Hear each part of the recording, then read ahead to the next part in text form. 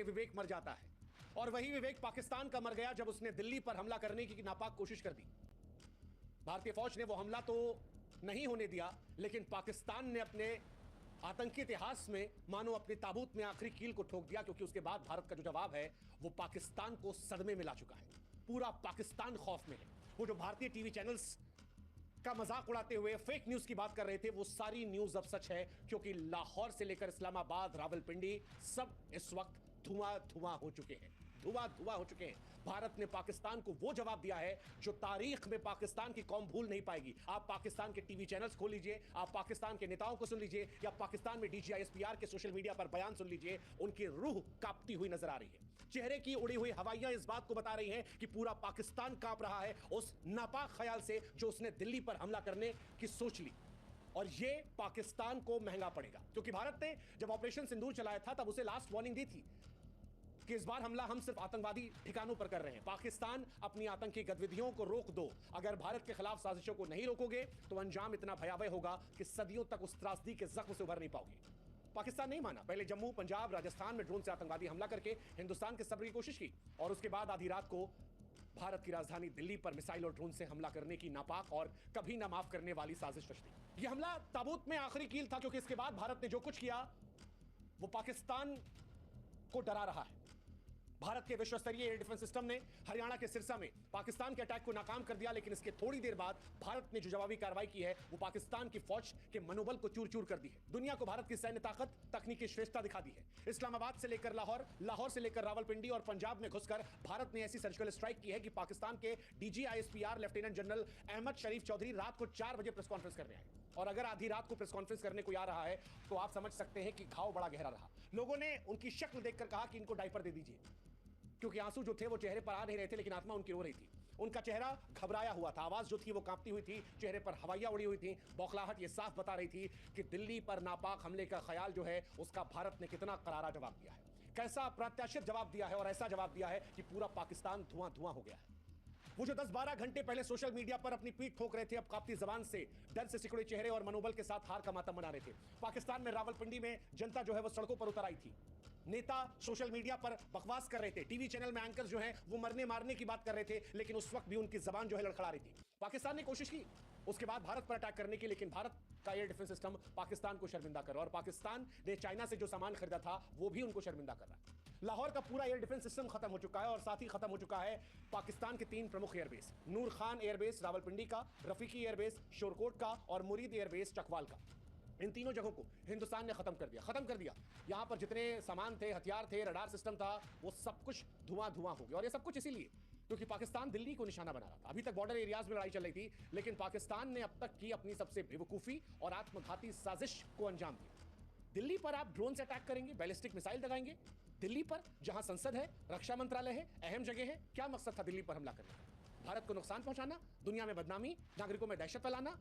खबर तो यहां तक है कि कुछ चीन और आतंकी संगठनों ने मिलकर चाल चली थी। हालांकि इसको लेकर जांच पड़ताल जो है वो चल रही है, कितना सच कितना फसाना वो पता लग जाएगा। लेकिन पाकिस्तान ने दिल्ली को निशाना बनाकर भारत की संप्रभुता को जब ललकारने की कोशिश की, लाखों जिंदगियों को खतरे में डालने की कोशिश की, तो यह भारत की उस लाल रेखा को पार करने जैसा था जो भारत नहीं सहने वाला था।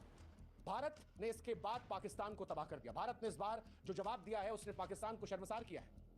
लेकिन सिरसा में जो हुआ वो भारत के लिए खतरनाक हो सकता था अगर भारत का एयर डिफेंस सिस्टम स्ट्रांग नहीं होता, क्योंकि आधी रात के अंधेरे में आसमान चमक रहा था, धमाकों की आवाजें आ रही थी, मलबा गिरता दिखा, सोशल मीडिया पर लोग हैरान थे। ये तो भारत के देसी मिसाइल सिस्टम की ताकत थी कि सब कुछ काबू में रहा। भारत की सैन्य शक्ति ने भारत के लोगों को सुरक्षित रखा, लेकिन पाकिस्तान की करतूत ने बताया कि वो शांति का दुश्मन है। शांति का दुश्मन है। जम्मू में हमला करना, पंजाब में हमला करना, राजस्थान में ड्रोन हमला करना, और अब दिल्ली में साजिश करने से पाकिस्तान ने उस फुल फ्लेजेड वॉर को खोल दिया है जो अब तक भारत संकोच कर रहा था। हालांकि भारत ने इस बार भी पाकिस्तान के सैन्य ठिकानों को ही निशाना बनाया है। अभी भी भारत मानो संदेश दे रहा है कि तुम्हारे लोगों पर हम हमला नहीं कर रहे। अभी भी हमने जो तुम्हें बर्बाद किया है वो तुम्हारी फौज के इलाकों को बर्बाद किया है, जो जंग में जायज है। लेकिन पाकिस्तान ने जो दिल्ली में हमला करने की कोशिश की थी वो नाजायज थी, पाकिस्तान की तरह। और उसी की वजह से भारत का जवाब ऐसा था कि जब सोशल मीडिया पर वीडियोस आए तो सारे एयरबेस धुआं धुआं थे, आग की लपटें आसमान छू रही थी। स्थानीय लोग डरे सहमे थे। पेशावर में 5 धमाकों की खबर आई, एक सैन्य गोदाम तबाह हो गया। सियालकोट में पाकिस्तानी सेना के वरिष्ठ अधिकारी जनरल नासिर खान मारे गए। सूत्रों का दावा है कि जजुआ आतंकी संगठनों जैसे लश्कर तैयबा, जैश ए मोहम्मद, इन तमाम ने मिलकर जो साजिशें रची थी, अब पाकिस्तान उसमें फंस चुका है। भारत के स्वदेशी ड्रोन जो है वो उसे तबाह कर रहे हैं और पाकिस्तान पर ऐसा कहर बरप रहा है कि पाकिस्तान परेशान है। पाकिस्तान इसलिए परेशान है क्योंकि पाकिस्तान के रडार सिस्टम भारत की ड्रोन को पकड़ नहीं पा रहे, वो पूरी तरह से नाकाम है। पाकिस्तान का एयर डिफेंस सिस्टम पूरी तरह लाचार है। कईयों का तो मानना है कि भारत ने साइबर वॉर के जरिए पाकिस्तान के रडार और कमांड सेंटर को जाम कर दिया था, जिसकी वजह से उसकी रक्षा प्रणाली कागज की शेर बनकर रह गई और जब हमारे ड्रोन यहां से गए तो वो बेखबर थे। इसी वजह से उनको इतना भारी नुकसान जो है वो देखने को मिला।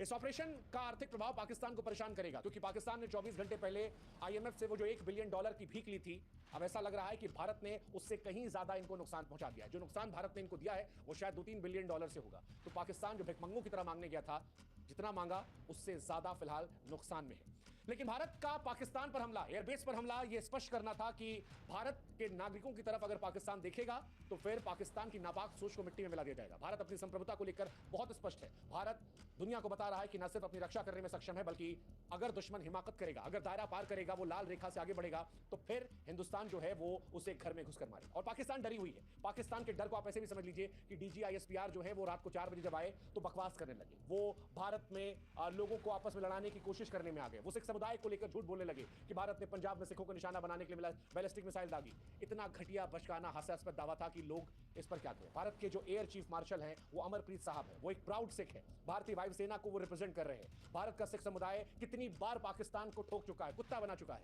ऐसे में पाकिस्तान का ये दावा झूठा है। भारत के सिख समुदाय को बदनाम करने की कोशिश है और ऐसी कोशिश के बारे में हम क्या ही कहें। हालांकि पाकिस्तान हर तरह से नापाक कोशिश कर रहा है। अफगानिस्तान को लेकर बकवास की कि भारत ने अफगानिस्तान में भी हमला किया। उधर अफगान भाई हमारे कह रहे हैं कि इंडिया वाले भाई आप और ठोको, हम भी साथ में ठुकवाएंगे। DGISPR उस डर और झूठ के बीच में कहता है कि हमारा जवाब देखो, लेकिन पाकिस्तान की जनता जो है वो अब सोशल मीडिया पर समझ रही है कि जिनको वो हीरो मान रही थी वो हीरो नहीं है, वो खोखले कागज के लोग हैं, बोल बच्चन वाले हैं और इसीलिए शायद पाकिस्तान झूठ का सहारा ले रहा है।